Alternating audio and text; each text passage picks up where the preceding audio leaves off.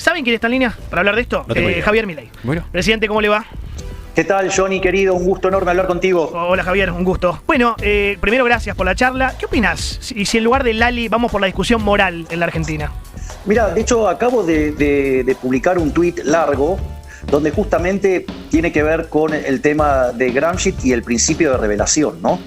Que es básicamente lo que... Hay discusiones que son discusiones y hay discusiones que en realidad son pseudo discusiones. Donde vos lo ponés o lo personalizás o lo ejemplificás por un caso para que se entienda cuál es la discusión de fondo. ¿Hasta ahí vamos? Sí, perfecto. Entonces, si yo, quiero mirar el problema de Argentina, el problema no es ni político ni el problema es económico. El problema de la decadencia argentina es de índole moral, es un problema de índole cultural. O sea, esto lo has señalado vos sistemáticamente en tu enorme labor periodística, en tus editoriales, diciendo el problema es cultural, el problema es moral, el problema es ético. Y ese conjunto de valores que abrazó en algún momento la Argentina, eso deriva en un conjunto de instituciones que te lleva al fracaso. Por eso Argentina arrancó el siglo XX siendo el país más rico del mundo, hoy es menos que 140. Éramos un país que recibíamos inmigrantes de todas partes. Hoy no solo que la gente, los chicos se van, sino que además tenemos más de 50% de pobres, 10% de indigentes, ¿sí? Entonces, evidentemente, ese modelo fracasó. Ahora, ¿cómo se instauró ese modelo? Ese modelo tiene una lógica. Ese modelo, que es el modelo bajo el cual se introduce el socialismo en una sociedad, es el modelo de Gramsci. Digo, esto la gente del Foro de San Pablo, hoy Grupo Puebla, lo entiende a la perfección, lo instrumentó, por ejemplo, en América Latina, después de la caída del muro, y fueron muy exitosos, porque tuvieron un montón de presidentes. Sí.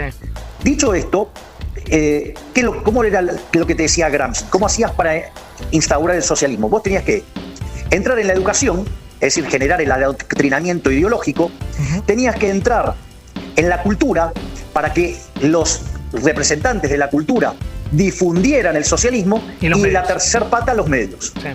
Sí. Entonces, ¿qué es lo que pasa? Y eso además se convirtió... Entonces esas eran las espadas que tenía el Estado, ¿me comprendés? Poniéndole guita a los artistas y a los medios para propagar el socialismo, mientras que desde los colegios te adoctrinaban.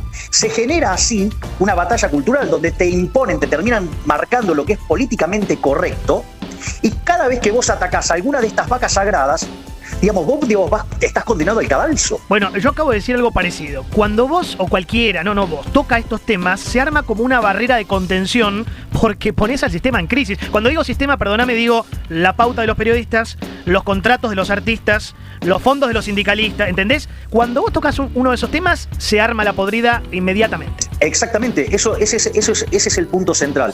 Vos, por ejemplo, vas y tocas la pata de los artistas y primero se te aglutinan todos los artistas.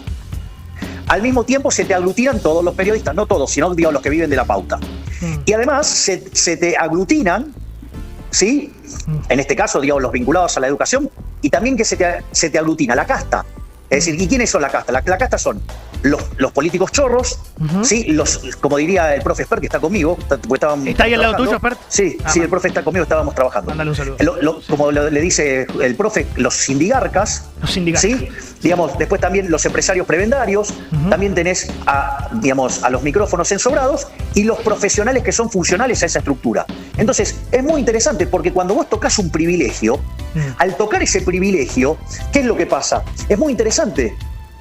Porque hay gente que está en defensa de la ansiedad y la libertad y se da cuenta del problema. En cambio, vos acá, ¿qué es lo que te das cuenta? Que del otro lado quedan los que son los beneficiarios de los privilegios. Entonces, en una economía que está en expansión, que florece todo, y está todo bien, no pasa nada. Ahora, cuando vos te encontrás con un problema de restricción de caja, porque si no volamos por los aires y tenés que cortar, ahí es donde aparece el problema. Bueno, para vos, perdón, eso pasó con la ley de bases, ¿no? Digo, fue una derrota política, pero para vos fue una victoria cultural porque marcó quién estaba reclamando sus cajas. Es que para mí también fue un éxito político, Johnny.